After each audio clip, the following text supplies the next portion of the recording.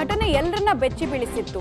ಈ ಬಸವೇಶ್ವರ ನಗರದಲ್ಲಿ ಡೆಲಿವರಿ ಕೊಡಬೇಕಾಗಿ ಬಂದಂತಹ ಡೆಲಿವರಿ ಬಾಯ್ ಆ ಟೈಮಲ್ಲಿ ಅನುಚಿತವಾಗಿ ವರ್ತಿಸಿದ್ದು ಅಲ್ಲದೆ ಮಹಿಳೆ ಜೊತೆಗೆ ಅದನ್ನ ಪ್ರಶ್ನೆ ಮಾಡೋದಕ್ಕೆ ಬಂದಂತಹ ವ್ಯಕ್ತಿಯ ಕಣ್ಣಿಗೆ ಗುದ್ದಿದ್ದ. ಅದನ್ನ ಆತ ವಿಡಿಯೋ ಮಾಡಿದ್ದ. ಯಾರು ಹಲ್ಲೆಗೊಳಗಾದಂತಹ ವ್ಯಕ್ತಿ.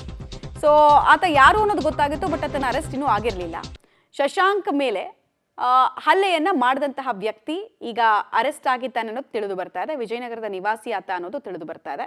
ಡೆಲಿವರಿ ಬಾಯ್ನಿಂದ ಗ್ರಾಹಕನ ಮೇಲೆ ಹಲ್ಲೆ ಪ್ರಕರಣಕ್ಕೆ ಸಂಬಂಧಪಟ್ಟಂತೆ ಪೊಲೀಸರು ಅಕ್ಯೂಸ್ಡ್ ಅನ್ನ ಅರೆಸ್ಟ್ ಮಾಡಿದ್ದಾರೆ. ಆಮೇಲೆ ಆತನ ಎಲ್ಲ ಆಟೋಟೋಪ ಕೃತ್ಯ CCTVಯಲ್ಲಿ ರೆಕಾರ್ಡ್ ಆಗಿತ್ತು. ನೀವು ನೋಡ್ತಾ ಇದ್ದೀರಾ ಅಲ್ಲಿ ಆತನ ವರ್ತನೆ ಹೆಂಗಿತ್ತು ಅಂತ. ಇದಕ್ಕೂ ಮುಂಚೆ ಅಡ್ರೆಸ್ ಸರಿಯಾಗಿ ಹಾಕಲ್ವಂತ ಕ್ಷುಲ್ಲಕ ಕಾರಣಕ್ಕೆ ಬಂದು ಮುಖಾಮುಖಿ ನೋಡ್ದಂಗೆ ಕಣ್ಣಿಗೆ ಗುದ್ದಿದ್ದಾನೆ ಅವನು. ಹೀಗೆ ಒದ್ದವನು ಈಗ ಪೊಲೀಸರ ಅತಿಥಿ ಆಗಿದ್ದಾನೆ. ಬಂದು ಕೆಲಸವನ್ನು ನೆಟ್ಟಗೆ ಮಾಡೋದು ಬಿಟ್ಟು ದುರಾಂಕಾರ ತೋರಿಸಿದಂತಹ ಡೆಲಿವರಿ ಬಾಯ್ ಈಗ ಪೊಲೀಸರ ಅತಿಥಿ.